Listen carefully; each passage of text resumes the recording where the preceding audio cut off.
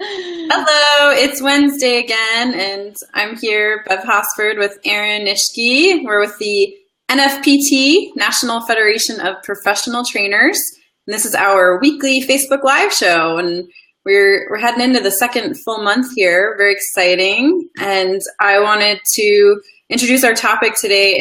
It's interesting. So it says authentic versus professional, and so what that means basically is Erin and I feel like sometimes people fall too far to one side or the other. Like you're either being super authentic to the point that you're like, showing your underwear off and you got, like just inappropriate authentic, I guess. We can dive more into that. And then sometimes people are too professional to the point where they're like so perfect and I don't want to mess anything up. And I think that we've both struggled over the years and thrived on finding that balance between being who you are and being professional. And so I'm going to pop a question up here for you. I see we've got some viewers. Let me take down our names so we have some room. Do you lean more towards authentic or professional, or do you feel like you're in the middle? So if you're with us today, see if you can tell us where you fall, like if there was a continuum and it's like, oh, I got to go smaller with my hands. And it's like authentic is here and professional is here. And, do you even feel like there is a balance? And so, Erin, why don't you tell me what you're thinking about this topic? I think it's a great topic for one, because I think you're right. I think depending on who you are or in what setting, what work professional setting you're in, you can lean too far to one side or the other. And I think it's easy to do because we take cues from those around us and the culture that we're working in. And I think also what makes it tricky is the word professional is often confused with political. No, they're not the same thing. And so I think you can be professional and still speak your truth without kind of, I guess, dismissing your authentic side. It's not everything needs to be said politically, especially when it comes to ethics and working with people and a value system and morals. If there's something that's just off in terms of the ethical standpoint of something, or a decision is being made that just doesn't sit well with you, I think sometimes we can get afraid to speak our truth and say, wait a minute, I don't like how that fits because it just doesn't seem right. And then we get into that, oh, well, it's just not the political thing to do. I mean, we should be seen and not heard. And then I think it just opens up a whole Pandora's box of craziness. So I think that's what makes it so interesting and so tricky at the same time to find that balance between the two.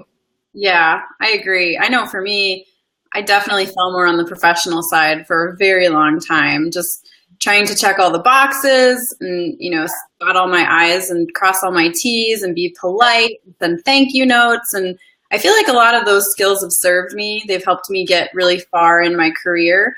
But I feel like at some point I started to feel kind of trapped within the professional bubble where there's this other person inside of me screaming to get out and to make jokes or like be corny. And that was right. I think the shift for me really happened when I started my anatomy program with Andy, the skeleton. So I have this skeleton and he really helped me get outside my box because it's like I can make jokes about the skeleton and feel comfortable. And even then though, I remember teaching in the classroom, you could probably relate to this as a teacher. I would make jokes about the skeleton and someone would get offended because I made a joke about his pelvis or I pointed to his pubic bone, and it's like, oh, that's not inappropriate. So, and when you're working with clients, especially when I'm teaching at the massage school, it's like there are muscles attaching to your pelvis, and they are very important to strengthen, to massage, to release. And I feel like with fitness, you can really cross that boundary really fast, or at the same time, you can be too professional and be missing things that you need to address. Yeah, definitely. And I can relate to that too, just as an educator. I mean, I've been in higher ed for 15 years. And when I first started, I was about 23, 24. And so a lot of my students were pretty close to my age. And so I had this tough role of trying to, I guess, assert this is my role. I'm not here to be your best friend and go out and, have cocktails with you. I'm here to teach you and help you learn and find your, get on your own path and your own journey. And that was hard to do. And it was even hard to do with my colleagues. I would get mistaken for a student a lot. And then I was like, okay, that shoved me to the other side of, okay, then I have to be something different. I can't be who I am, because, well, they only see me as this young, inexperienced, green behind the ears type of person. And so I think that was really difficult for me to try to find my own footing without trying to go one side or the other. And I finally got to a point where I just let it go. Like, this is who I am, and I do know how to behave professionally and appropriate. But I found when I did that, I opened up a little bit more to my students, and they could more easily relate to me as just a human. Yeah. Like, oh, she's a real person. Like, yeah, she does have to eat lunch in her office, and things like that. Like, her shirt's wrinkled. Yeah, I'm a real person. It's just it happens. Let it go, type of a thing. That's awesome. Yeah, I mean, we're very similar in that way. We were both, maybe it's our generation or something. We're both trained or maybe because of some of our college degrees, like they train you to be professional and fit the part. And I think it's great to have that as a foundation. My personal feelings are that you should have that as a foundation, and then you can kind of back off of it a little bit, but you almost need that, I feel, to step into the industry. I mean, there are cases where there are these like overnight Instagram heroes where they jump on there, they show pictures of their bodies, and they get lots and lots of followers. And I think there's something to be said for that like real authentic vibe, but not everyone can pull that off. Not everyone can, lift their shirt up and show their stomach and shake their booty around and get people to follow them. So you will not see me doing that. What do you think? I think that it's not my speed. I did it last year when I was pregnant at IDEA. I like shook my belly around a little bit. It was a little more to make myself feel more comfortable on stage with the stomach. But how do you feel about that? Like when you're getting started, like, do you feel like there's a barrier? You kind of have to prove yourself a little bit. Oh, and let me put, April says you can be both. Totally agree, April. So how do we find that balance? So do we start by being professional? Do we start by being authentic? That's kind of what I wanted to ask you. I think there's so many factors to it. And part of it is coming into your own, trying to learn to be comfortable in your own skin and figure out who you are. And I think even when I got out of college, I had this college degree, and I'm all, now what? People expect me to like know stuff, and I have to do stuff. And that's really scary when you cross that stage and you have your bachelor's or, and then for me, it was a master's and then a doctorate. And it's like over time, I think as you mature emotionally, professionally, and personally, I think that you learn to come into your own. And if you accept yourself the way that you are, I think others will have an easier time. Because I find too that oftentimes when a person is comfortable being authentic, but also, still being professional and appropriate, it can offend others that maybe aren't as secure with themselves. So I often think the oh, I'm offended comes from, well, gosh, I wish I could do that and I can't, so I'm just going to be mad about it, type of thing. So I think in part it's coming into your own, and it's finding out who you are and having that acceptance and self-love and knowing that you're not perfect. And I don't know when and where we develop this culture of, God forbid, we should admit that we make a mistake. I mean, this is Lake Wobegon and we're all above average. And when and where that happened, I don't really know where that shift came, but it seems to be that making mistakes is not okay. And so I think being able to admit that, oh gosh, I really don't know the answer. Or, I've even found when I'm teaching a class, there would be times where I just wasn't on my A game. Whatever stuff's going on in your life, maybe you didn't feel good. I was pregnant and it was hot and my feet hurt and, my mind would just draw a blank. And so I'd be sitting there going, I really don't know what I was going to say next, and I'm really sorry. So becoming a mom can really humble you in many ways. Like, I can't hide under this. No, you can't have that veil. And so I think it softens you. And as time goes on, I think, this goes back to our conversation about mentoring and finding good mentors. Those people can help you kind of shave off some of those jagged edges, but also help you learn to accept who you are and that it's okay to be who you are. And if somebody else is going to judge you, that's on them. That is not on you. And I think so often what weighs us down is not even our burdens to carry. And I think that becomes a barrier in and of itself in learning to be authentic and professional. And so we think being professional means not speaking our truth. And that's a handicap. That's not going to get you anywhere. If anything, it will probably, you'll internalize it and you'll have feelings of guilt and all this other stuff that just isn't worth it. So I think you can learn to speak your truth and say, you know, I'm not comfortable with this decision and here's why. Or I see what you're saying, but I also have another perspective that I'd like to share. And there are ways to say it, but if the other person's going to get offended, well, is that something you can control? No, it's not. And I think that's the hard part too. That's really great advice. That's something I'm still learning to do is when I don't agree with a contract I got, or if I don't agree with the way somebody's, because you and I freelance a lot. So I definitely, we've talked about some of the issues we've had with the way contracts are written or the way somebody is managing us. And it's, you know, you want to speak up, but you don't want to get fired. You don't want them to like let you go because you said something off the cuff. So, and I could see as a trainer, you know, feeling that way too. If you say the wrong thing to your client, they might fire you, or if you say the wrong thing to your boss, they might fire you. So that's where I wonder, like, where are our viewers at? Like, what are you more afraid of? Are you more afraid of being fired because you're too authentic, or are you more afraid that people won't relate to you because you're too professional and too whitewashed? Yeah, we've got some great comments here. Our biggest fans, April. Yay! The way you carry yourself and the way you speak should always be professional, but it's okay to let people in and have them know more about you to feel more comfortable and safe working with you. I love that. Words of wisdom. She also said to professional first and build respect, then authentic to build the relationship. It's definitely an art. I feel like it's not straightforward. Like there's an art to it. And then Billy, he says, there's authentic professionalism and then there's forced professionalism, which doesn't resonate with me. Ooh, authentic professionalism. Maybe that's what we should call it. Really, I like it. I think that's what I'll call the blog when I post it tomorrow. Authentic professionalism. That sounds like, I'll have to Google that and see if it's an actual thing, or maybe you came up with a new phrase, Billy. I love it. Yes, I love it. That's genius because I think it's very true.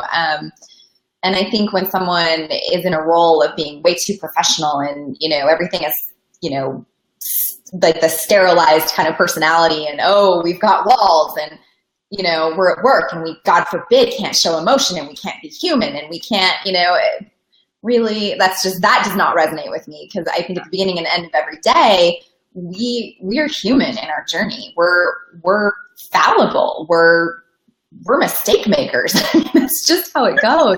But we also have the capacity to learn. And I think in doing that, you have to develop that level of compassion and forgiveness for yourself that, oh, I'm not perfect, but every day is a chance to try again and maybe do something a little bit different and just learn from what you did.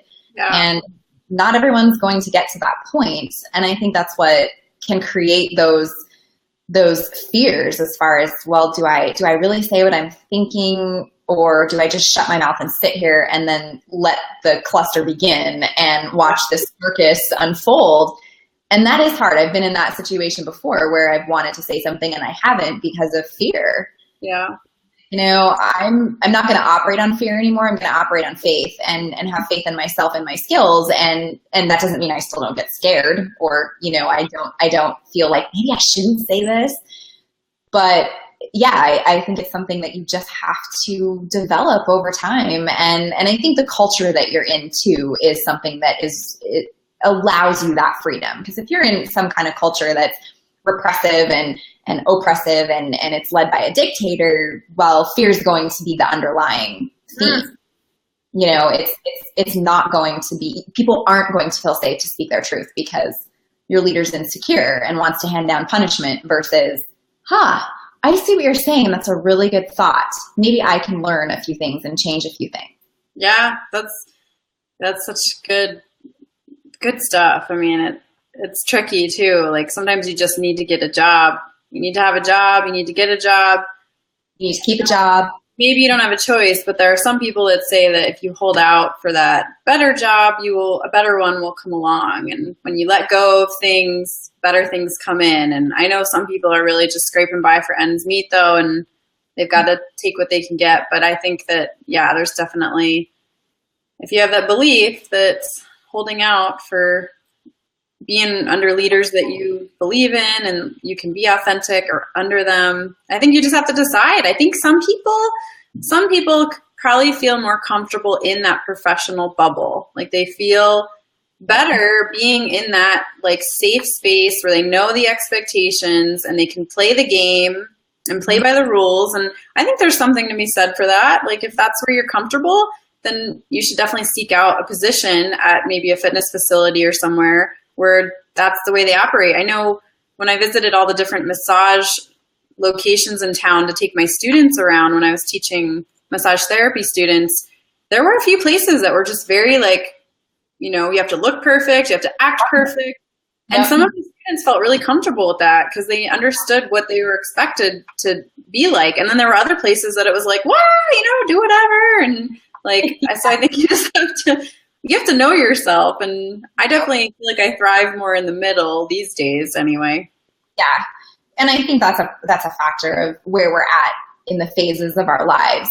I fully believe we don't ever remain the same person that we started out as, because the lessons that we learn, the experiences that we have somehow end up shaping who we are in the future. And I think it's okay to evolve. It's okay to do things differently than you would have, say, 10 years ago. But I do think you're right, is some people can function real well in certain cultures and certain environments. And that's great. Find your fit, find what works for you, where you can thrive, not just survive, but thrive. And that's a difficult balance. And I think having the confidence to say, this is not for me, is part of finding that level of authenticity and professionalism as well. Yeah. I love that. Find that. Yeah. Because when we scheduled this show, I thought like, oh my gosh, how do you find the balance? Like, how am I going to answer that question? And maybe there doesn't have to be a balance. Maybe you can just find, where you are. And that's where I want to close with that question is like, where in the authentic and professional spectrum do you fall?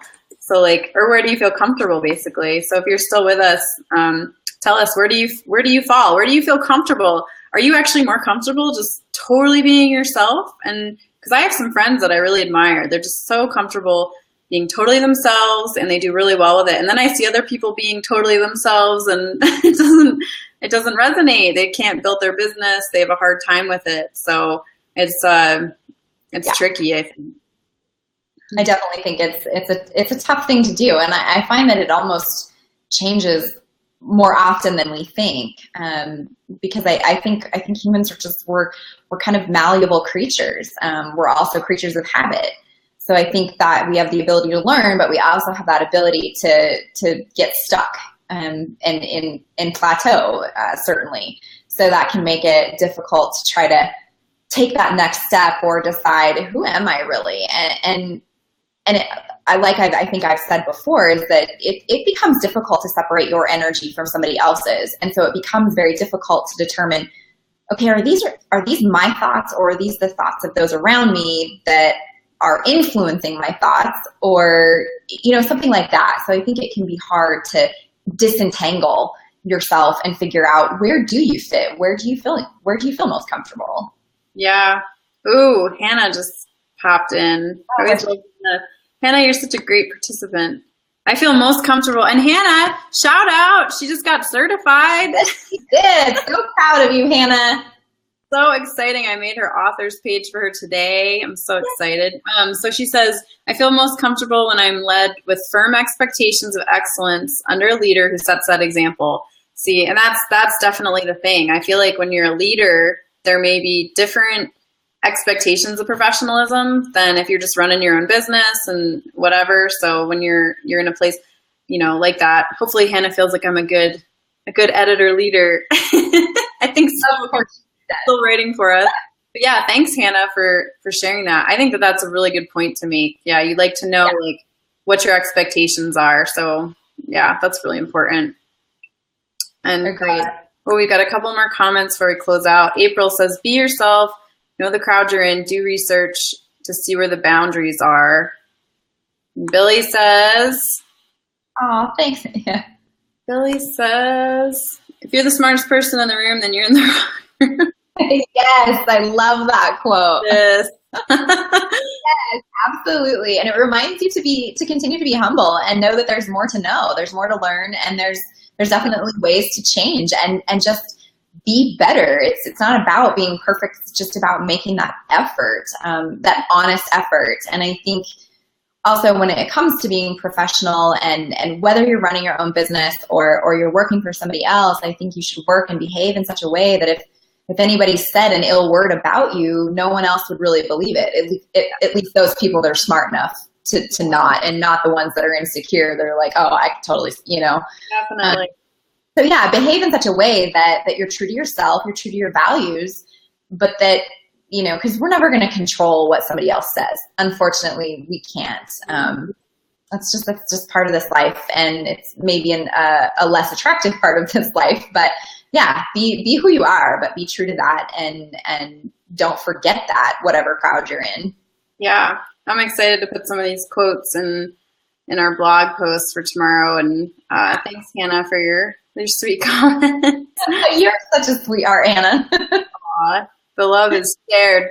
So, gosh, I was just thinking yesterday I was talking to a friend who got some constructive criticism. She teaches, and you know how you always get like that one comment that's like negative and it throws you off your rocker, even though you've got all these clients that love you or students. So I don't know if you have any ideas for next week, but I was kind of thinking that might be a nice way to segue, is like, so it's like maybe you're doing your best, you're being authentic, you're being professional, and then you get this comment that just like bursts your bubble. Like, how do you deal with that? How do you handle it? That's just one thought I have for next week. Do you have any ideas?